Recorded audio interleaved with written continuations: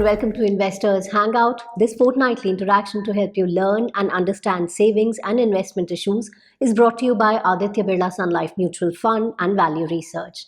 Now, if you're a fund investor, then today's episode is most definitely of interest to you. And that's because we're going to talk in great details about a newly launched platform, MF Central. And to tell us all about it, we are joined by our CEO, Dhirendra Kumar. Welcome, Dhirendra. Thank you. Dhirendra, most of us know about the launch of MF Central, but can you please explain what is it about and what are your views about it? So to understand Mutual Fund Central, you have to understand, who are these who are these registrar and transfer agents. There are two registrar and transfer agents in this country who are responsible for processing all the transactions that happens in more than 40 fund companies in the country. So there are only two companies. There used to be more, and now all the business has been consolidated in these two companies.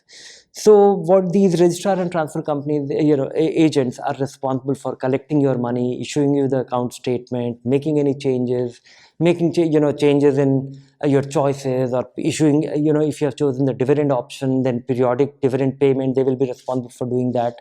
They will also be processing the redemption, things like that. So these two registrars have come together to provide you a mechanism of very efficient service. Today, everybody was, there was no standard process of deriving service from these registrars. And these registrars were eventually responsible for the service delivered by the 40 fund companies, 40 and more fund companies. So, if you have to change your option from, dividend reinvestment to dividend, or dividend to dividend reinvestment, it's a non-financial transaction. So that can be changed, that can be done. Change of your email IDs, or change of your mobile number, or change of your bank account details. These things can change for an investor, and now it can all be done at one place. Now, all your investment across different funds will be aggregated by your phone number, by your PAN number and phone. So, and you don't need any registration, no paperwork. Just go to mfcentral.com, put your PAN number, give your account, phone number. You will get a OTP, and then you can access it, and then to your surprise, you will find that all your investments are already there. And you can do, and it's very surprising, that it works seamlessly in the first phase, what has happened so far. Most of the things can happen, but they have some complex thing will happen in future. For example, the transmission. Somebody passes away, so all the successors of, or the inheritors of those investments, the automation of, or the digital processing of those transactions, that will happen, and that is pretty complex today. So this really is a big leap forward. It is for the first time in the world that such a thing has happened. Oh, nowhere in the world. Nowhere in the world. And this is entirely because of the regulators' initiative. SEBI drove all these people to work together, standardize it. And there was a pushback. There was not really a pushback, but this is something which required standardizing each and every process in the back end, so that it can happen seamlessly, and digitizing it can't happen in an ad hoc way. So this will really streamline, this will actually substantially enhance investors' experience on the service front. Mutual fund companies are responsible for delivering you the performance, but all other things, getting your money in time, and being able to get the status of if you're not getting your money in time, why is it so? To be able to know about it with precision is important, and Mutual Fund Central actually does it magically. And I believe it's a phase-wise process? Yes, it's a phase-wise process. So, the first phase is this. The second phase is, they will enable the transmission and other features that will be possible. All the other, outstanding features, transmission request and change of tax status. There could be a person whose tax status changes. Somebody started as a resident Indian, and then he becomes an NRI, and then he comes back. So, these are the realities of life, and you need a different certificate for your tax treatment, or any income that will be happening to you. So those kind of things, it will happen in the second phase. And then the third phase is, will actually have a profound impact, because this is actually, providing the mechanism to all the platforms in a manner that you may not have to go to MF Central. You can do your purchase, sales, SIP, SWP, implementing your transaction at MF Central, but MF Central will also enable all other platforms through APIs. Their APIs, their ability, the ability of those platforms. I'm just putting it simply. Their ability to talk to their system with authentication and controls, and be able to pass on instruction which can be captured by the registrar. So effectively it will be extending MF Central to all other people, to fund companies, front offices, to distributors, to all these, the online digital. Basically, people can come there and start investing from MF Central. MF Central. No, plus over and above all the fintech companies which has come about, they will be able to talk to these systems directly. And they will have the precise understanding of where the money is. Because today the problem is that these people are unable to give you the status of where the money is. The money leaves your bank account, and after that it sits somewhere. After that it moves to a fund company, and then whether you get the allotment in the evening, if not, then why? If and if not today, then why so? And then why did it happen? If the money got debited from your account before the cutoff time, there is a cutoff time for a mutual fund.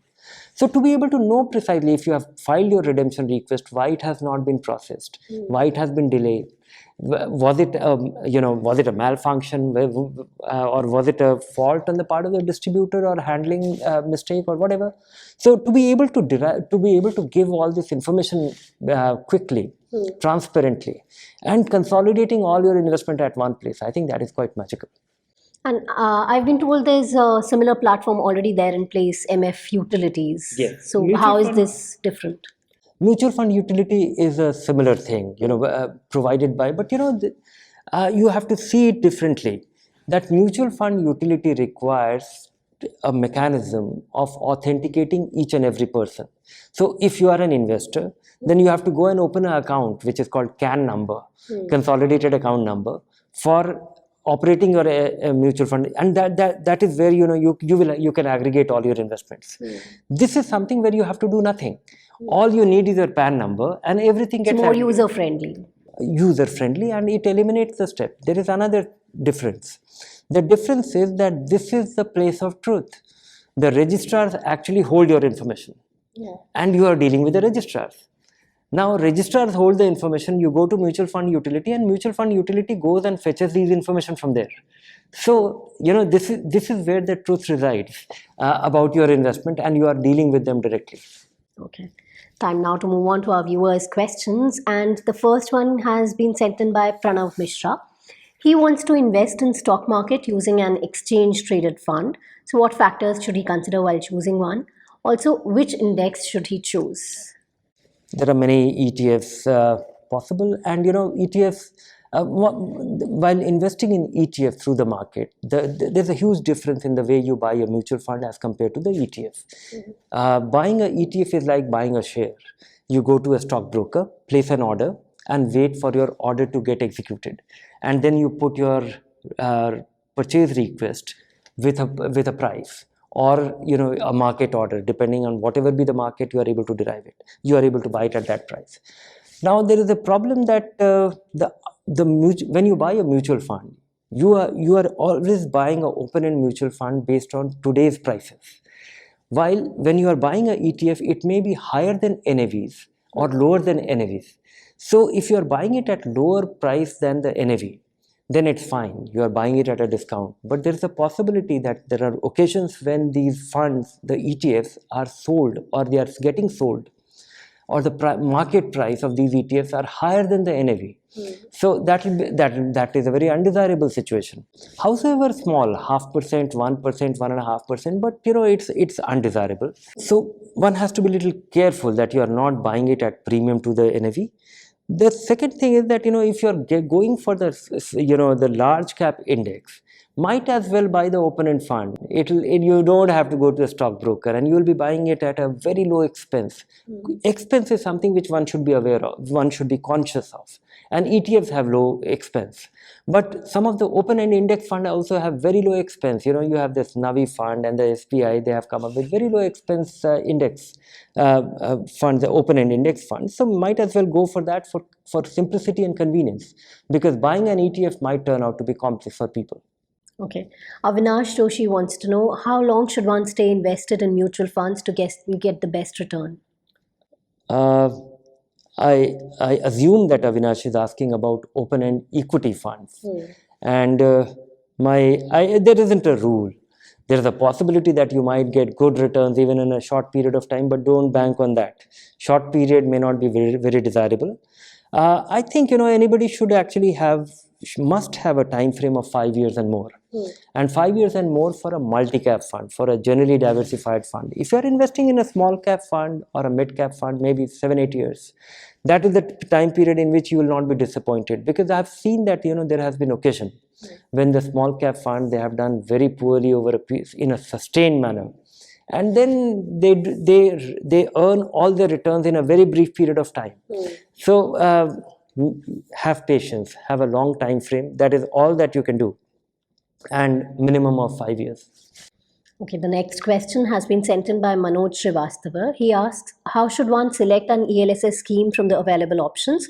Also, how long should one remain invested?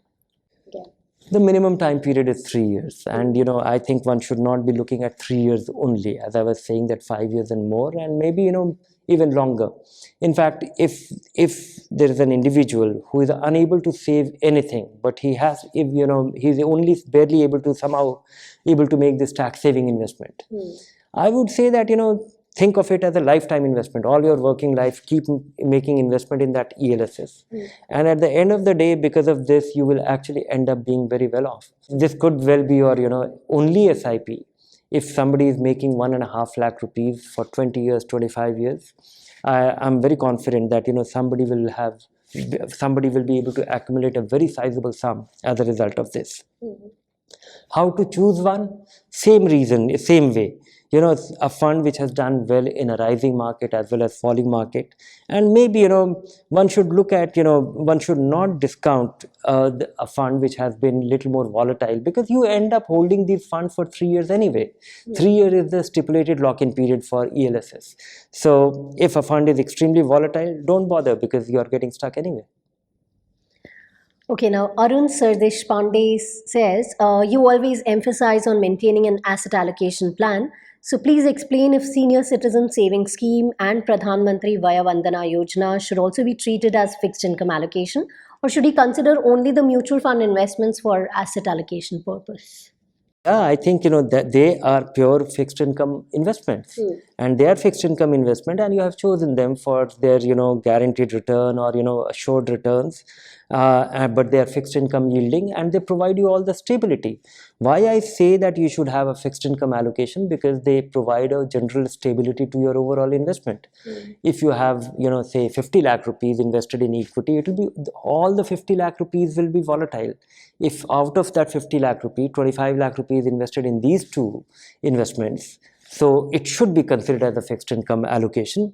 Keep it in mind. The problem is that most people actually keep watching their equity allocation very closely. They keep getting nervous, they keep getting upset, and they don't take into account this asset allocation, which is done. Take an overall view. Because even if your 50% is very volatile, this 50% is very stable, and as a result of which your overall portfolio is not as unstable or as volatile. So not only you should consider this, keep it in mind in your mental calculation, because many a times you would have seen that somebody has invested 25 lakh rupees in equity fund and it goes down by 10% and he'll be losing his sleep. When you take a whole view on 50 lakh rupees, you won't lose your sleep, and that is the idea. Now, Jagmohan Pal has sent multiple questions. I'll ask them one by one. First is, how can one do tax harvesting in mutual funds? Let me first explain what is tax harvesting. Yeah. Now, till 2018, long-term capital gains on equity was tax-free. There was no long-term capital gains. You held it for 1 year and all your gains were tax-free. Now, since March 2018, it has become taxable, and but with an exemption. With the exemption is that 1 lakh rupee capital gains in a financial year is tax exempt. And if you don't avail it in 1 year, then you lose it. So if you have invested and you have 1 lakh rupee worth of gains in a particular year, then you can sell your investment, realize that gain, and if that gain is up to 1 lakh rupee, you are not liable to pay taxes, and then make that investment again. So over a period of time, you will be actually generating tax exempt gains from your investments, which eventually will not be taxable. So it is a mechanism of harvesting the gains to the extent it is exempt, and only up to 1 lakh rupee. And I would say that don't bother too much about this tax harvesting. 10% tax on capital gains once. If I would say that if you're going to invest for 5 year, 10 year, 15 year, 20 year, maybe it might be a meaningful. You might think that it's a meaningful activity, but on 1 lakh rupee, how much do you save? You save 10,000 rupee, and that will create a lot of headache. Also, many of the gains will not. There is a possibility, or it is generally like that in some years you will not have gains, and you will have all the gains coming in a brief period of time, or in a particular calendar, or in a particular financial year. So how will you do that? There may not be an opportunity, but yes, if you can and if you have the efforts, if you really don't mind doing this, because all these mutual fund central and Value Research Online portfolio manager. In fact, in Value Research Online, we have a mechanism that you set up your portfolio and you go to the tax view, and it gives you a very nice split of how much of your gain is short term, how much of your gain is long term, and of that long term, how much of you can just see of the long term. You can just look at all the investment which will add up to 1 lakh rupees, unrealized long term gains, and those investments you can sell and buy it again and make that much gains tax free. He then wants you to explain if SWP is a better way to derive regular income than dividends in old age. Always. This is a very efficient way, simply because you are able to, when you are doing your SIP, assuming that, you invest, I'm just doing it for sake of ease of my mental calculation. Assuming that you have 1 crore rupee and you want to derive 1 lakh rupee by way of income every month. So one way is that, you invest and choose the dividend option. There is a possibility that fund company will pay a dividend. There is a possibility that it will reduce the dividend. The quantum and the frequency or the time will not be of your choice. That's one. The other is that, so it may not fulfill your need. By doing this SWP, you will be giving a standing instruction that give me back 1 lakh rupee every month. And as a result of which the periodicity will be very defined. You can bank on that money. It will normally happen not on 1st of every month, but 1st working day of every month, because that is how mutual funds work. It's not a salary. You are taking your own money. But even the tax efficiency bit, when you take 1 lakh rupees every month in the initial years, most of the money that will come back to you will be your own capital. But the remaining money, the gains on all your money is getting tax sheltered. So it is a more tax efficient way. Do your calculation that if for the next 12 months you will do your SWP of this kind, what will be the tax efficiency? It will be far more tax efficiency and a bankable one. But don't go by my illustration. Don't think of my illustration as a rule that if you have 1 crore rupee, because 1 lakh rupee withdrawal will translate into 12% withdrawal, which is a very sizable, which is a very high withdrawal rate. That should not be the case. I was explaining it just for ease of calculation. That's about it. Okay, in his last question, Jagmohan wants to know, how should one shift from equity funds to debt funds? There should be a reason to shift money from equity to debt. Your circumstances change. You are investing and you are earning. And now you are getting, because most people have these two phases. There is a phase when you are accumulating. Yes. And there is a phase when you actually get into a phase where you want to derive income from your investment, or you become conservative for a variety of reasons. You don't want your money to be as volatile, or you want your money to be little more stable. And you want to reasonable part to fixed income, assuming that before, while you're working, all your money was getting into equity. But 2-3 years before your retirement, you start moving a part of it into fixed income. So the way to do it is, decide on an asset allocation. I would say that, there is no thumb rule once again. What should be the asset allocation?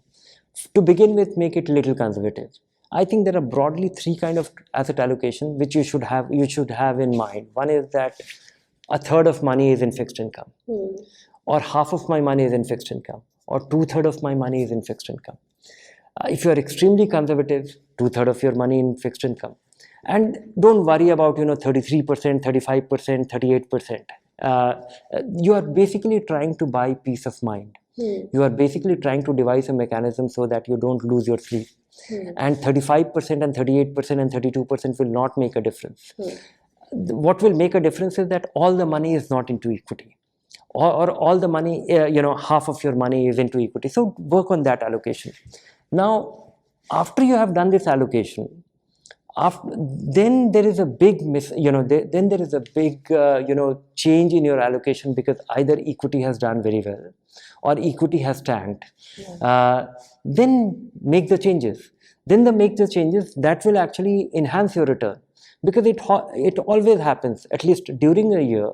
There is a phase, there is a time when the market goes up and down by 10-15%, and that is when your asset allocation will go out of whack.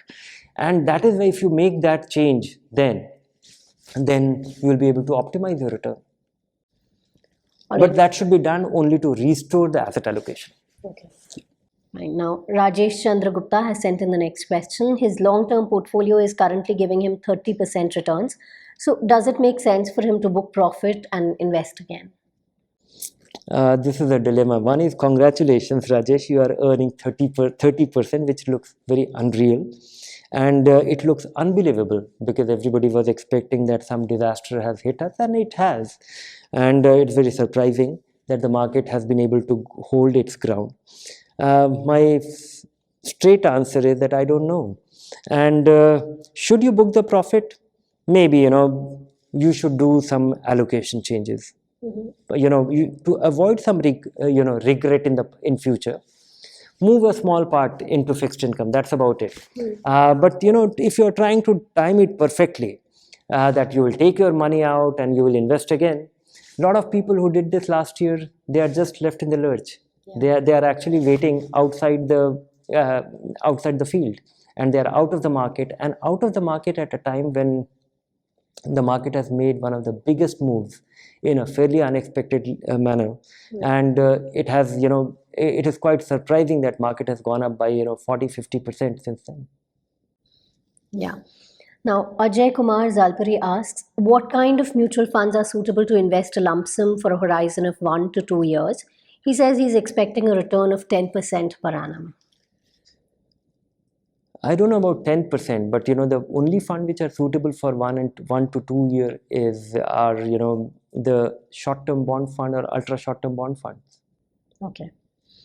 Ankit Gandhi says, though mid-cap funds have now run up, should one exit the schemes which have been consistently underperforming, resulting in their star rating going down?